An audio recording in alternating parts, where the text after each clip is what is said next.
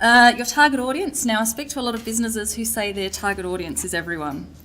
Everyone is not your target audience. And I'm going to talk a little bit about McDonald's here because they are a multinational company that have billions and billions of customers around the world, but they have a very specific target market. Their target market are children from low to middle income families. And you might say, well, look, they're not the ones that are earning the money and going down to McDonald's in the car to buy it, so why would it be them? McDonald's launched their Happy Meals in 1979, so immediately you've got a nice little cheap toy that comes with the meal. So for parents who are perhaps on a low income or both parents are working, it's a quick, easy meal. It's a little treat for the kids, makes them feel good, makes everyone happy. Their mascot is a clown, and I don't know too many other companies, car companies, banks, or anybody that's using a clown to sort of access their audience through. So again, very much driven towards the children.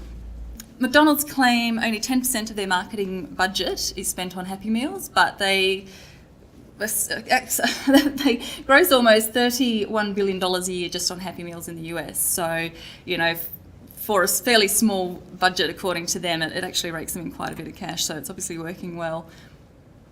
And 37% of American children cite McDonald's as their favourite fast food restaurant. So with a population exceeding 308 million, that's 30 million consumers aligned with their brand from childhood. Now, once that connection has been made from that age, you will find very few of those consumers will actually then move on to another brand. You might get some that decide they prefer Hungry Jack's or something, but it's a really strong way to pull that crowd in from childhood and align their brand at a very young age. And even with our healthy choices, it's just a really great way for them to maintain that relationship with children by making their menu more acceptable to parents, because we've had a lot of problems with obesity epidemic and people wanting to make more healthy choices. But if you look at the middle graphic, even the little fruit bag there, it's got the very cartoony, colourful writing that's driven very specifically to children. So again, while McDonald's does market or does sell to a very diverse population, they have a very specific target market. And this is what you need to do with your businesses, is identify who your target market is and make sure that you structure your language and your marketing towards them. Because even though you might feel that, well, I need to talk to these people and these people and these people, if you spread yourself too thin, you tend to have a diluted message for everyone. Whereas if you can pick a target market and focus your message and be really, really strong with it, you will end up pulling more business in anyway, as well as doing immensely well with your chosen market. Another advantage of your target market is it then really gives you a great start to identifying your USP, which is your unique selling proposition. And it's what makes your business different to the competition, or what you can offer that the other businesses can't. So if we look at two identical businesses, which are plumbing businesses, they offer much the same services, but this particular one has identified their target market as perhaps younger single women. So some of the unique propositions that they could offer their market is perhaps female plumbers to sort of, have that connection. Blogs with handy tips to frequently asked questions. So if, somebody's got a sink backed up and they're not sure what the problem is, they can get online and check. And being a younger market, that's an effective tool. Guarantee that the work site's left spick and span, because I'm sure we've all had tradies that have left the floors looking a mess. And online tutorials, so perhaps they could show these younger women sort of maybe how to change a washer or do whatever, because I know I certainly didn't have a clue. We look at plumbing business number 2, whose target market is perhaps retirees, and they've got a completely different set of USPs that they can offer. So perhaps they can offer a friendly old-fashioned service and maybe build in a time to have a 5-minute chat to make their clients feel more comfortable. Payment options for fixed incomes, because we know a lot of retirees don't have a lot of disposable income, so it's another way just to help their customers and meet their needs. Phone calls to confirm appointments, that could serve two aims, either whether you've got elderly people that are a little bit forgetful, or again just to reassure them to say, yes, we'll be here today at this time. And maybe even a police clearance, because we've all seen these Today Tonight stories where the old dears get ripped off by some shonky tradesman. So again, it's just another way of making that reassurance and meeting that need that consumer might have. So as you can see, two identical businesses, two very different strategies in how they might approach their audience.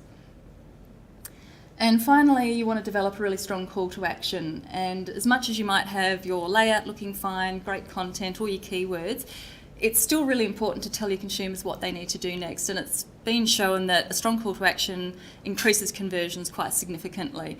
So there's a whole range of things that you can get people to do, whether they're referring a friend and getting a discount, whether they get free shipping with multiple items, or, you know, there's a whole bunch of things that you can do. Signing up for a newsletter, again, it's a great way to get customer details so you can contact them again. So some of the tricks to a successful call to action is to use incentives. Again, like we just saw, sign up, get a discount, free shipping, whatever. Don't add too many conditions. If people have to jump through hoops and fill out, you know, pages and pages of contact forms, they're just going to leave it. So make it really simple for them to get through and give them a reason to choose your business. So, you know, if you've got something that you're offering that your competition doesn't, make sure that you just reinforce that in your call to action and give people that reason. And so all of that goes on to developing what your on-page content is, and that's for your website, your blog, or anything else that you're putting online, and those strategies work across everything that you do. So again, just to recap on how to make all that work, you want to tell your message, you want to sell the message, not just tell it. Use your strong keywords so the search engines and prospects can find your site. And don't misuse keywords. There's been what's known as keyword stuffing, which has gone on for the last couple of years, where people just cram these keywords in. It doesn't make sense to the reader, and it's just horrible.